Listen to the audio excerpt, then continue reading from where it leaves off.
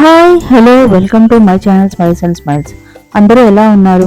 ఈరోజు మనం రొయ్యల ఇగురు అండి టొమాటో వేసి ఈ విధంగా చేస్తే చాలా బాగుంటుంది. అన్నంలోకి కానీ చపాతీల్లోకి కానీ.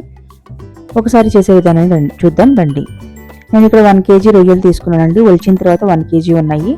వాటన్నిటిని క్లీన్ చేసి పెట్టుకొని ఉప్పు పసుపుతో క్లీన్ చేశానండి. ఆ తర్వాత దానిలో ఉన్న బ్లాక్ ఉంటుంది కదా, అది కూడా తీసేసేసి ఇంకో గిన్నెలో వేసి కొద్దిగా అల్లం వెల్లుల్లి పేస్టు, 1/2 స్పూన్ పసుపు, 1/2 స్పూన్ ఉప్పు వేసి ఇంకా వాటర్ ఏం పోయకుండా స్టవ్ మీద పెట్టేశాను. ఆ వాటర్ వచ్చి ఇంకిపోయిన తర్వాత దీనికోసం అని ఒక 2 ఆనియన్లు, ఒక 2 టమాటాలు, ఒక 4-5 పచ్చిమిర్చి తీసుకున్నానండి. వాటిన్నిటిని చాపర్లో వేసి సన్నగా చాప్ చేసుకుంటున్నాను. ఈ చాపర్లో వేయడం వల్ల బాగా పేస్ట్ లాగా వస్తుందండి. మనం చేతిలో కట్ చేయడం కంటే ఈ చాపర్లో వేస్తే బాగా ఫైన్గా వస్తుంది.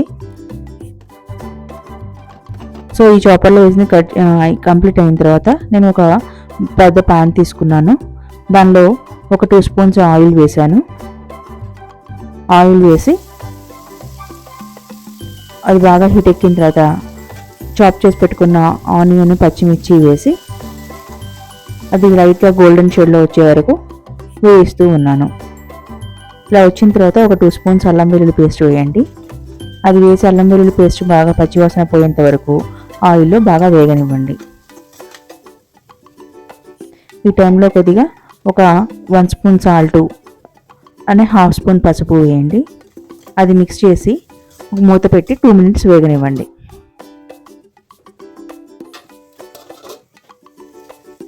ఇవి వేగిన తర్వాత మనం డ్రైన్ చేసి పెట్టుకున్న ఈ రొయ్యల్ని కూడా వేసేసి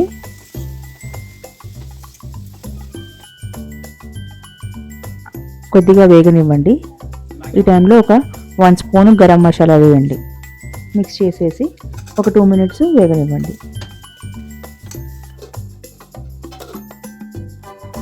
ఆ తర్వాత మనం టొమాటో ప్యూరీని కూడా వేసేసి మిక్స్ చేసేసి ఆ టొమాటోలో ఉన్న వాటర్ అంతా ఎగిరిపోయేంత వరకు మధ్య మధ్యలో తిప్పుతూ మూత పెట్టి ఉంచండి. ఈ వీడియో నచ్చితే తప్పకుండా లైక్ చేయండి, షేర్ చేయండి. ఇలాంటి మంచి రెసిపీస్ కోసం మన ఛానల్ తప్పకుండా సబ్స్క్రైబ్ చేసుకోండి. ఇలా వాటర్ అంతా అయిపోయిన తర్వాత ఒక హాఫ్ గ్లాస్ వాటర్ పోసి రొయ్యలు మిశ్రమం మొత్తం మునిగేంత వరకు పోసేసి ఇప్పుడు సాల్ట్ చూడండి. సాల్ట్ చాలకపోతే ఒక 1/2 స్పూన్ సాల్ట్ వేయండి. వేసి మిక్స్ చేసేసి మూత పెట్టి ఉంచండి. అది కొద్దిగా దగ్గర పడిన తర్వాత ఒక 1 స్పూను ధనియా పౌడరు, అలానే ఒక 1/2 స్పూన్ జీరా పౌడరు, అలానే 1 స్పూను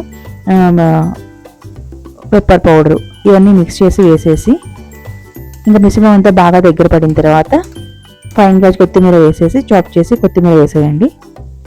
ఈ విధంగా మన రొయ్యల కర్రీ రెడీ అవుతుందండి. ఈసారి ఈ విధంగా ట్రై చేసి ఎలా ఉంది తప్పకుండా అది షేర్ చేయండి. ఉంటాను.